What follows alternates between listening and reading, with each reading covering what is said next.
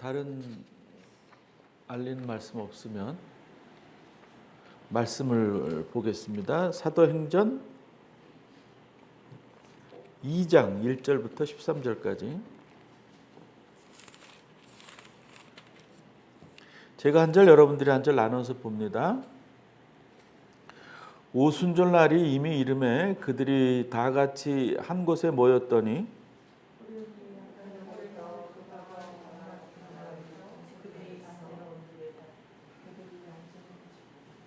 마치 불의 혀처럼 갈라지는 것들이 그들에게 보여 각 사람 위에 하나씩 임하여 있더니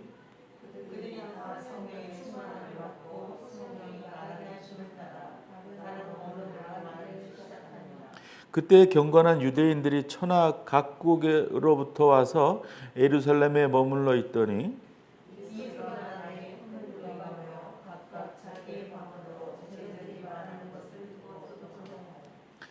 다 놀라 신기하게 여겨 이르되 보라 이 말하는 사람들이 다 갈릴리 사람이 아니냐.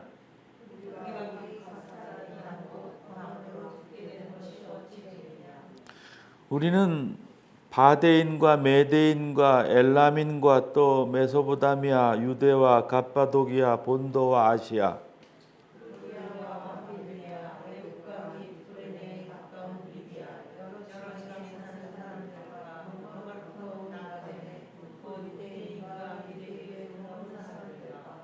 그레데인과 아라비아인들이라 우리가 다 우리의 각 언어로 하나님의 큰 일을 말함을 듣는도다 하고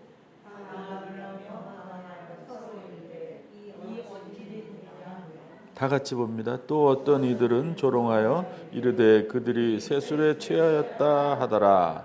아멘. 찬송가 189장 같이 부릅시다.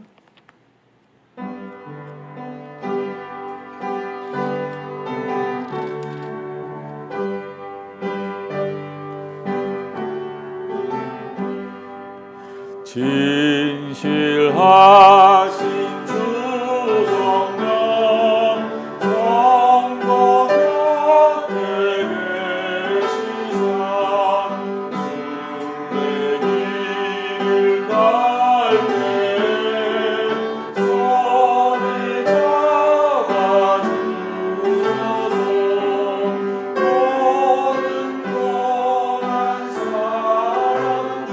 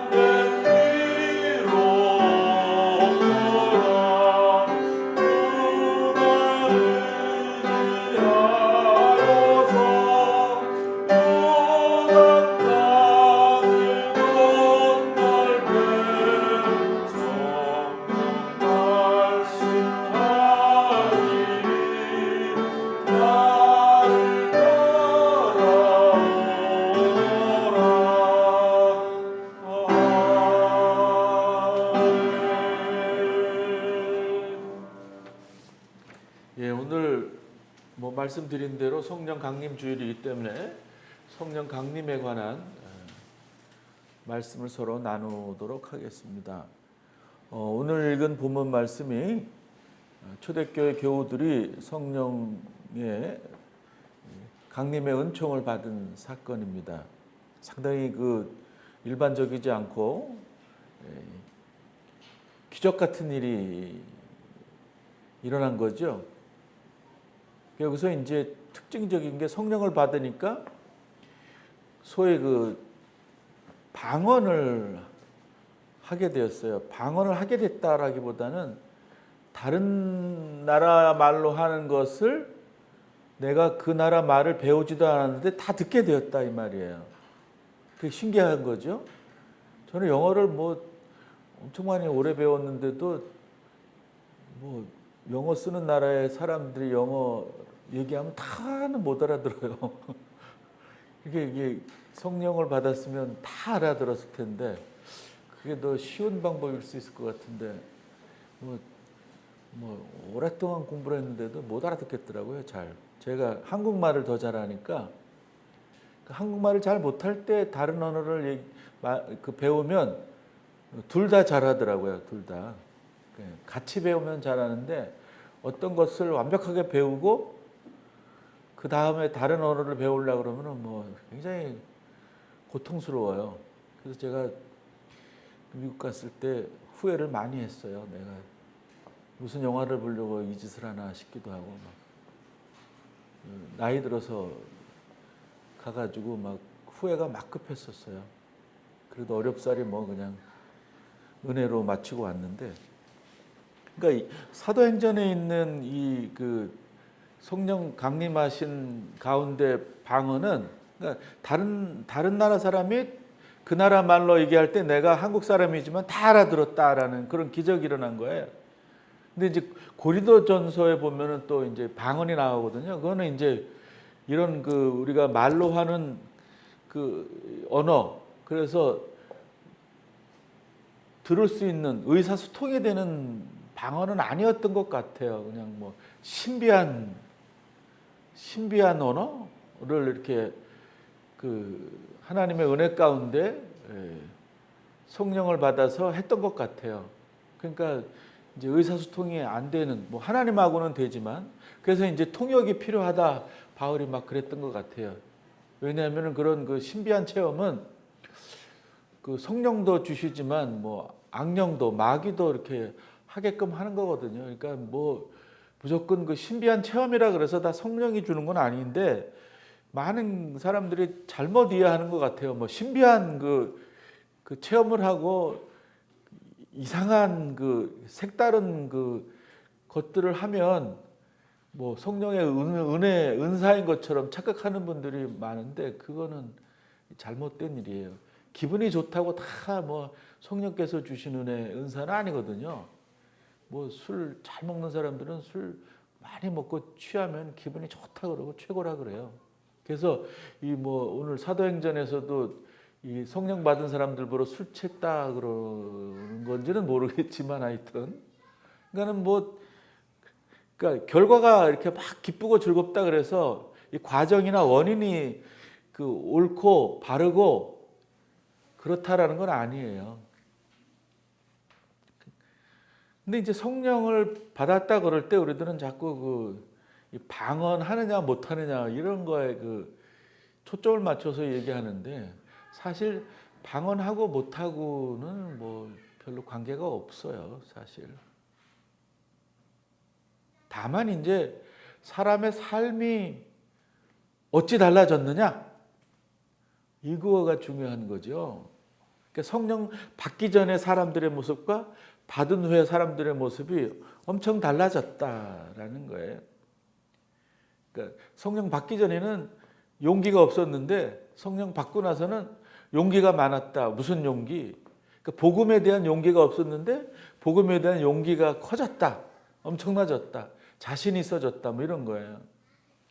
성령 받기 전에 사람들은 일반 사람들과 이렇게 별로 이렇게 다른 게 없었어요. 구별되지가 않았습니다. 그냥 똑같이 물질적인 욕심이 가득한 그런 사람들이었어요, 사실. 그러니까 성령을 받았느냐 안 받았느냐 뭐 극단적으로 이렇게 우리가 구별할 수는 없지만은 비교적 이렇게 성령을 받은 사람인가 안 받은 사람인가 이렇게 그 우리가 판단할 수 있는 것은 이 사람이 물질적인 관심이 많은가 없는가 이걸 따져보는 게 굉장히 기본적인 거예요. 기본적인 거. 그래서 물질적인 데에 대한 욕심이 많은 사람은 애착이 많고 집착하는 사람은 성령 받지 않았다라고 이야기해도 돼요. 아무리 뭐 방언을 유창하게 잘해도 뭐 갖은 뭐 성령의 은사를 다 받았다고 해도 세상 살면서 물질적인 데 관심만 두고 거기에 집착하고 거기에 그 목숨을 거는 사람들 있어요. 돈이 하나님인 것으로 생각하는 사람들. 사실 세상이 그렇긴 해요. 돈이 하나님 같아요. 그러나 그렇다고 해서 기독교인들이 그리스도를 믿는 사람들이 그러면 안 되죠. 부활의 예수님을 만나서 살짝 그래도 복음을 알고 성령 받은 사람처럼 보였긴 해도 별로 안 바뀌었단 말이에요. 예수님이 승천하시면서 이제 그 제자들을 좀 불러 모으고 또 예수님을 따랐던 사람들이 모여졌잖아요. 그때 이제 성령을 주겠다고 성령을 주겠다 그러셨나? 성령이 임할 거라고 그 약속을 하셨잖아요. 그때 이제 제자들과 군중들이 한 말이 이제 우리에게 독립을 주실 날이 이 날이시군요. 이렇게 얘기했어요. 그것을 볼 때 이 사람들이 안 변했다는 걸 알 수가 있어요. 예수님이 생전에 따라다녔던 목적도 그런 거가 있었거든요. 그러니까 이스라엘의 독립, 로마 폭정을 물리치고 그냥 잘 사는 그런 거를 꿈꿨거든요. 근데 이게 부활한 예수님을 보고도 그런 물질적인 개념, 이 세상적인 개념을 버리지 못했다라는 거예요. 계속 자신의 또 그들이 속한 공동체의 영달을 위한 꿈을 꿨다는 거예요. 일반적인 이 정치 집단처럼 모든 나라의 그 당들이 있잖아요. 무슨 당 무슨 당. 그 사람들은 다 정권 잡기 위한 목적밖에 없는 거예요. 그래서 정권을 잡아서 자기네들끼리 잘 먹고 잘 살고 싶어서. 그래서 뭐 반대당 사람들을 뽑지 않는 거에 대해서 나라를 운영하는데 뽑지 않는 거에 대해서 막 이상하게 생각하는 사람들이 있는데 그게 당연한 거예요. 우리끼리 해먹어야지 무슨 나하고 뭐 생각을 달리하는 사람들을 같이 해. 그거 웃긴 말이에요. 그럼 말도 안 되는 거예요. 그 정치인들한테 그걸 바랄 수는 없는 거예요. 그러니까는 막 죽기 살기로 다음에 이제 정권을 잡으려고 애를 쓰는 거잖아요. 그게 정치예요. 나라의 정치. 그런 정권을 잡기 위해서 막 그냥 뭐 별짓을 다 하는 사람들처럼 그리스도인이라는 사람들이 살았던 거예요. 자신의 명예를 높이려는 그런 꿈밖에는 꾸지 않았어요. 그리고 그 믿는 것을 그런 것들을 이루는 수단으로밖에는 생각지 않았던 거예요. 지금도 그런 사람들이 허다합니다. 엄청 많아요. 그래서 가끔은 제가 그런 생각을 해요. 요한계시록에 뭐 14만인가요? 4천이에요? 4천은 기억이 안 나네요. 14만 4천 명의 뭐 구원받은 사람 뭐 이렇게 나오잖아요. 그걸 전 문자적으로 보고 싶을 때가 있더라고요. 전 세계에 예수 믿는 사람 중에 14만 4천만 구원하실 것 같은 생각이 들어요. 그렇게 하면 나도 빠질 것 같아. 불행한 일이죠.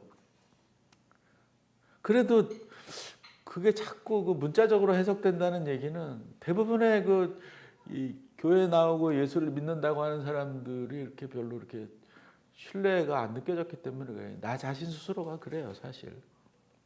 그러니까 교회는 나오지만 예수를 믿는다고 뭐 말은 하지만 실제적 그리스도인이 아닌 사람들이 많다 이 말입니다. 그러니까 우리가 그 성령을 받기 전에는 성령의 임재의 뜨거운 은혜와 은총을 얻기 전에는 뭐 별로 다른 게 없어요. 구별되는 모습이 없는 거예요. 그런데 성령을 받고 난 후에 어떻게 됐어요? 확 바뀌어 버렸어요.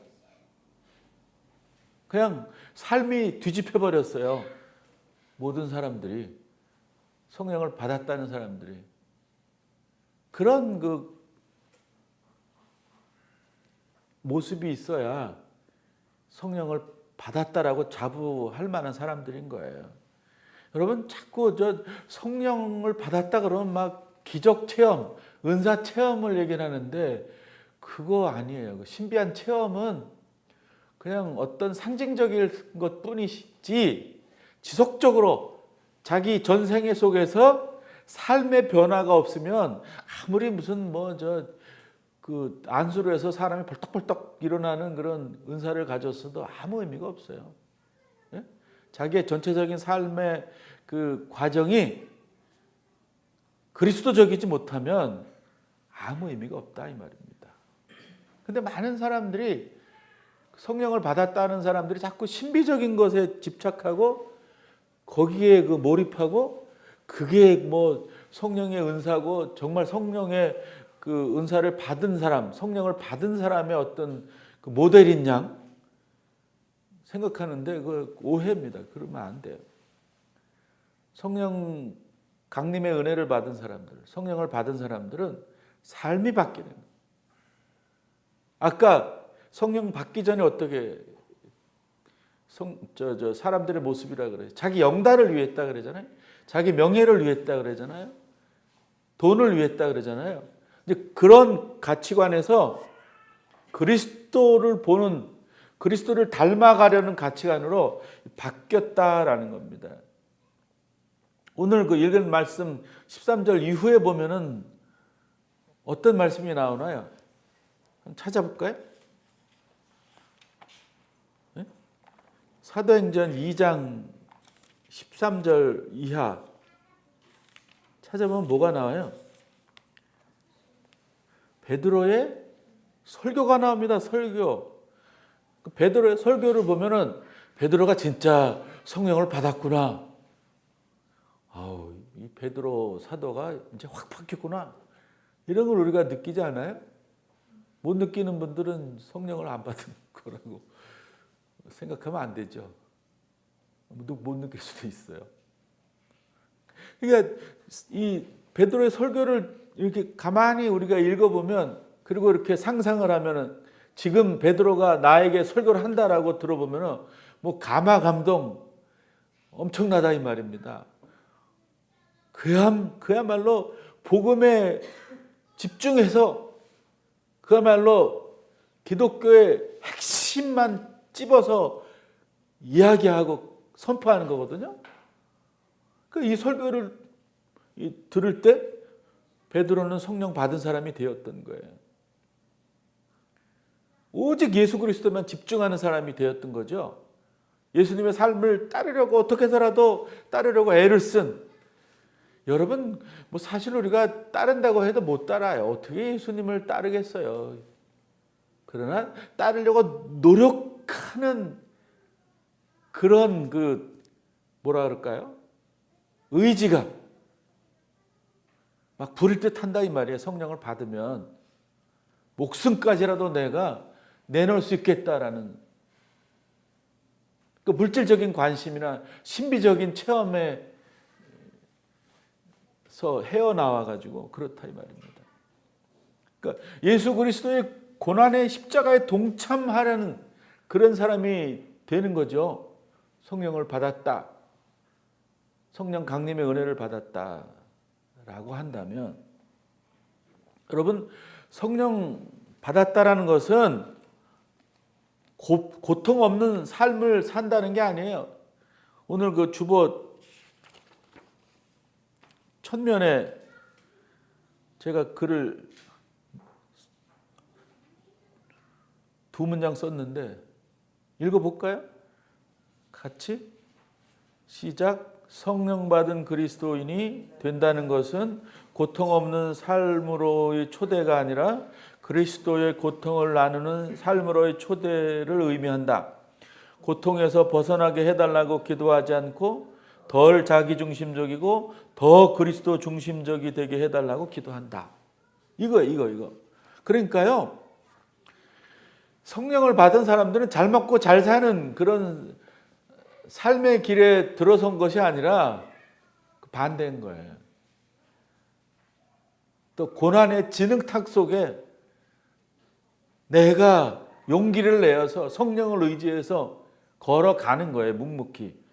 그런 거예요. 그런 거. 그러니까 시중에 성령 받았다 라고 막 주장하면서 그 속된 말로 헛짓하는 사람들이 되면 안 되는 거예요. 그런 사람들을 부러워하면 안 되는 거예요. 그런 사람들이 야, 성령 받았다 그러면서 너는 이 방언 하나도 못하니? 그럴 때 막 주눅들어하는 사람도 있어요. 그러면서 막 혼자 그 지하 기도실에 가서 막 엉엉 울면서 왜 나는 방언을 안 주십니까? 막 이런 사람도 있는데 그렇게 안 하시는 게 좋아요. 방언이 그렇게 뭐 성령을 받은 큰 증거가 되진 않아요. 뭐 큰 은사긴 해요. 하나님이 주신 은사들은 다 큰 거죠. 무시할 건 아니에요. 그러나 그게 전부는 아니다 이 말이에요. 그런 그 신비 체험에서 멈추면 안 되고 삶의 변화까지 이어지는 게 중요하다 이 말이에요. 여러분 제가 뭐 글을 통해서 아는 분인데요. 앙리 듀낭이라는 사람이 있어요. 앙리 듀낭. 이거는 이제 앙리 듀낭은 이제 프랑스 말로 앙리 듀낭이고 영어로 읽으면 헨리 듀넌트예요. 헨리 듀넌트. 그분이 누구냐 하면 이렇게 빨간 십자가를 뭐라 그러죠? 우리가 한문으로 적십자라 그러죠. 적십자. 그 협회를 만든 사람이에요. 창립자입니다. 그분은 스위스 사람이었어요. 은행가예요. 은행가. 그래서 세계적인 은행가가 되고 싶은 야망에 사로잡혔었어요. 그래서 나폴레옹을 만나고 싶었어요. 프랑스에 가니까는 전쟁 중이더라고요. 전장터로 갔다는 소식을 듣고 전쟁터에 갔어요. 이 듀넌트가. 듀낭이. 근데 만나고 싶었던 이 나폴레옹은 만날 수가 없었고 전장의 참혹함만 체험하게 됐어요. 뭐 그냥 상상을 초월한 말로는 표현할 수 없는 전쟁터의 그 고통이 눈앞에 펼쳐졌어요. 그는 그때까지 갖고 있던 야망을 그 광경을 보면서 버렸어요. 엄청난 부를 축적하는 은행가가 되겠다라는 야망을 버렸어요.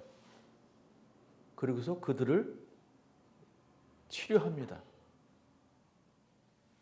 같이 봉사하게 된다 이 말이죠. 그리고 나서는 전쟁 후에 그 적십자사를 국제 적십자사를 창립하게 됩니다.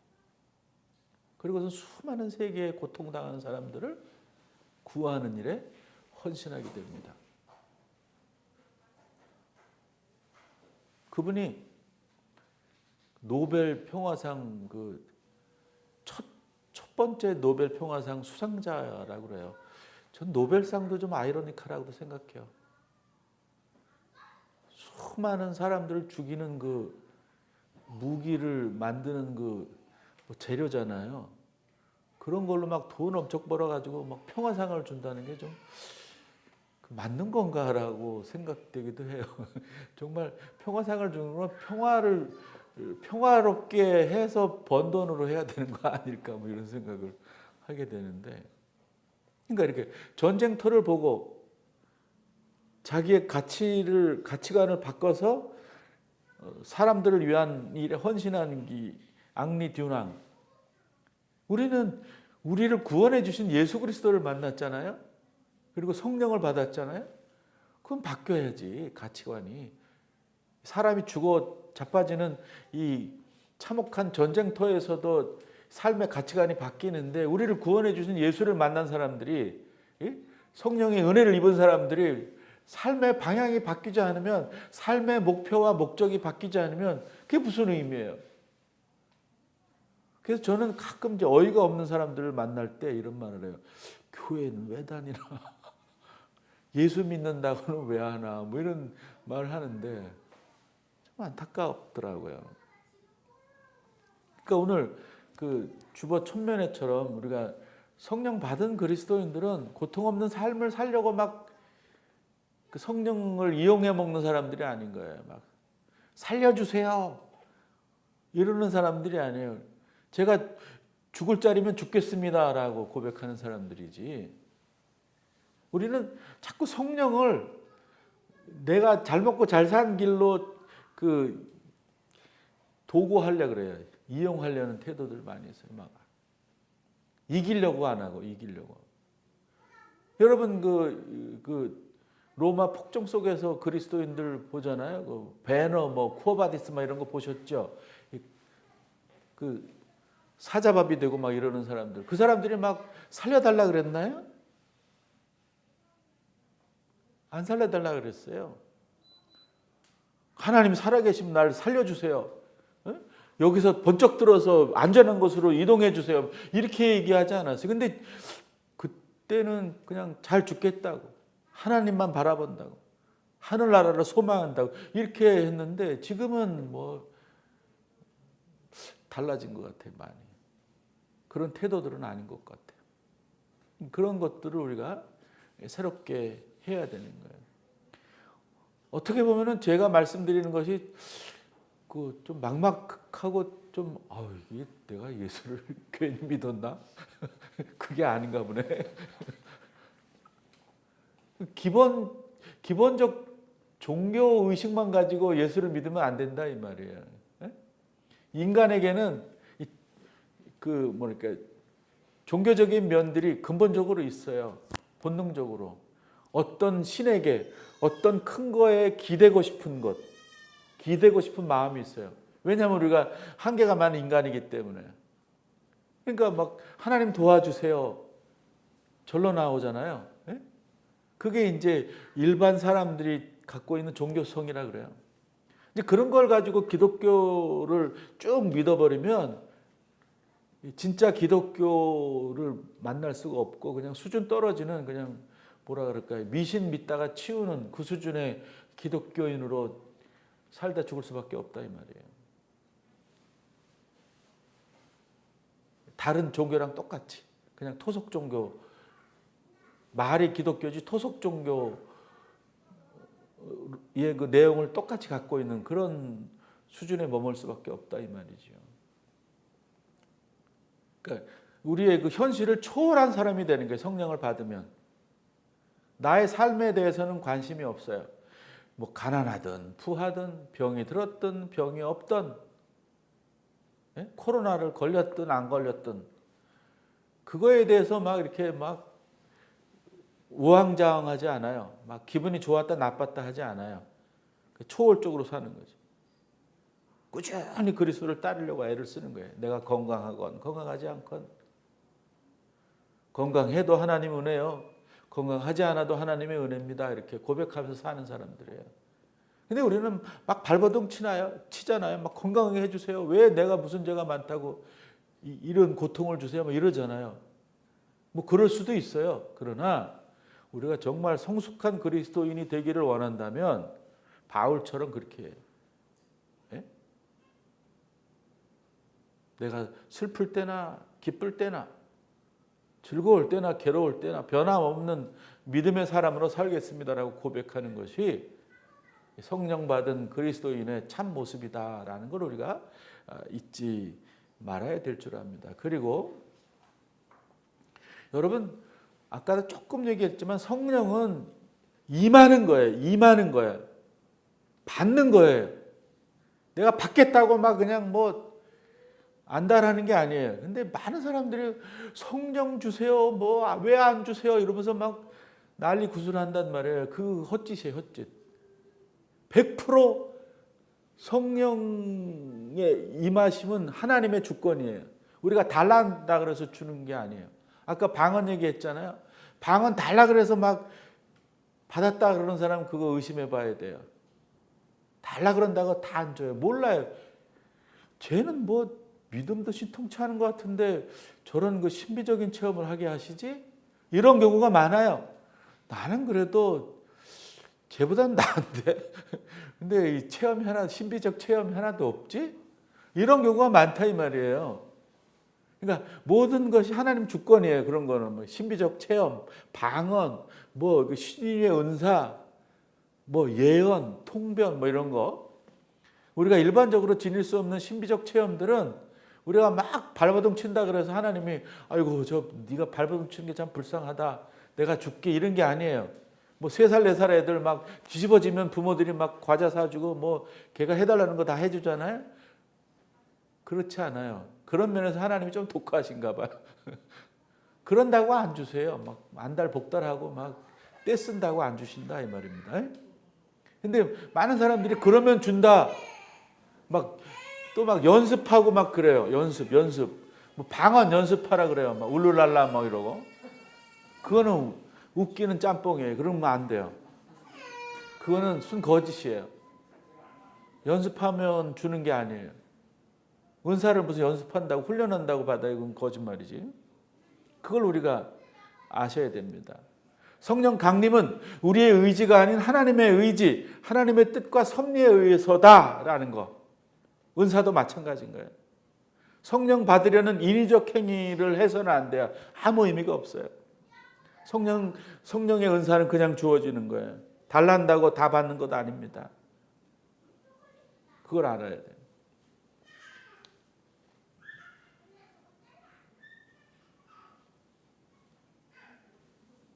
또 더 첨언을 드리면 마술 같은 일을 체험하는 게 아니에요. 마술 같은 일을. 기적을 체험하는 게 아니에요. 기적은 뭐예요? 기적. 만에 하나 벌어지는 게 기적이에요. 만에 하나. 응? 만에 하나. 전혀 이성적으로는 불가능한 일이 이루어지는 거예요. 응? 죽다가 살아나는 일. 거의 99.99% 죽어요. 그런데 벌떡 일어나서 사는 사람들. 그게 기적이에요. 응? 그런 것들이 일상화되고 일반화되는 게 아니에요. 근데 많은 사람들이 그런 그 마술 같은 일이 내게 좀 벌어지게 해주세요라고 얘기하잖아요. 그거 하면 안 돼. 그거. 아까 말씀드린 대로 삶의 목적과 목표가 바뀌는 거예요. 사랑하는 사람이 된다 이렇게 얘기하면 돼요. 네? 다른 사람들을 이해하고 배려하고 용서하는 사람이 되는 거예요. 자꾸 정죄하고 심판하고 죽이는 사람이 되지 않아요. 지금 기독교가 왜 엄청난 비판을 받습니까? 사랑하는 사람이 안 되고 이해하고 배려하고 용서하는 사람이 안 되기 때문에 그런 거예요. 자꾸 정죄하고 비판하고 이렇게 살아야 옳은데 왜 넌 그렇게 사니? 기독교를 믿어야 되는데 왜 너는 자꾸 저 불교 절간에 가니? 그러면서 막 불지르고 절간에 가서, 네? 그리고 요번에 그 4월 초파일에 뭐 조계사 앞에 가서 뭐 예수 믿어야 산다, 구원받는다 이런 그런 건 헛짓이에요. 그거는 올바른 전도가 아니에요. 그거는 다른 사람들을 화나게 하는 짓이란 말이에요. 복음 전하는 것이 다른 사람들을 기쁘게 해야지 화나게 합니까? 그거 오해하는 것 같아요. 다른 사람들을 공격하는 것이 기독교적 사랑이 아닌데 많은 기독교인들이 사랑한다 그러면서 공격을 해요. 사실 역사적으로 기독교가요, 그 권력을 가져서 많이 공격했죠. 뭐 십자군 전쟁, 뭐 식민지 쟁탈전 이럴 때 기독교가 아주 큰 힘이 되었다 이 말이에요. 앞잡이도 되고 그 일에 대해서 회개해야 되는데 회개는 못할 망정 더 악랄하게 막 공격하고 막 그런 행위를 하는 거는 이 성령 받은 사람은 전혀 아니에요. 악령을 받았다 볼 수가 있는 거죠. 되려 강자들의 죄악을 외면하지 않습니다. 성령 받은 사람들은 무섭고 떨리지만 용기를 내어서 강자의 잘못들을 용감하게 이야기하고 비판하고 잘못됐다 그러고 너 이렇게 살아야 올바른 삶이야 이래. 정의를 외면하지 않아요. 정의를 외칩니다. 철저하게 소외받는 약자들을 위해서 살려고 그러는 사람들이 성령 받은 사람이에요. 베드로가 그렇게 했어요. 바울이 그렇게 했다 이 말이죠. 수많은 그리스도를 따르겠다라고 고백하고 살아온 우리의 그 신앙의 선배들이 그렇게 했던 거예요.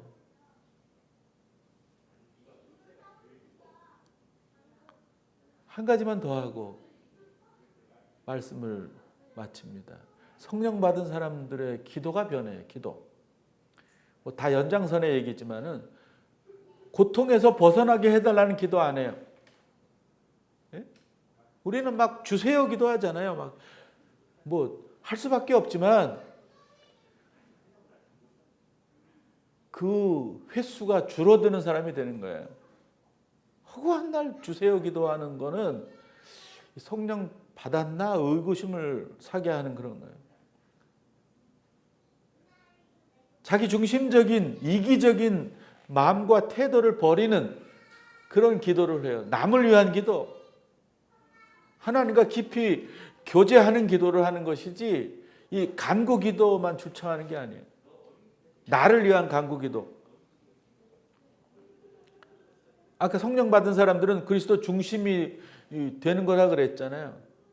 그러니까 그리스도 중심적 삶을 살게 해주세요 라고 기도하는 사람이 돼요. 또 얘기하지만 마술 같은 기적을 바라는 기도를 안 하는 사람이 되는 거예요.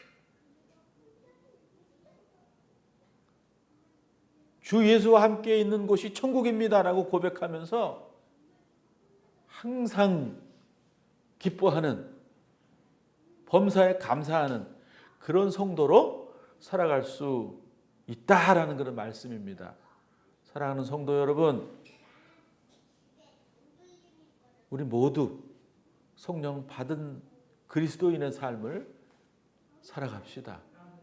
성령을 의지합시다. 그러면 우리가 그렇게 될 수 있다고 말씀은 우리들에게 선포합니다. 기도합시다. 자비하신 주님, 오늘 성령 강림 주일에 성령 받은 사람들의 삶의 모습이 어떤 것인지 새롭게 배웠습니다. 우리가 우리를 성찰해보고 성령 받은 그리스도인의 삶을 살도록 성령을 간구하고 성령의 인도하심을 얻고 살아가게 하여 주시옵소서. 예수님의 이름으로 기도하옵나이다.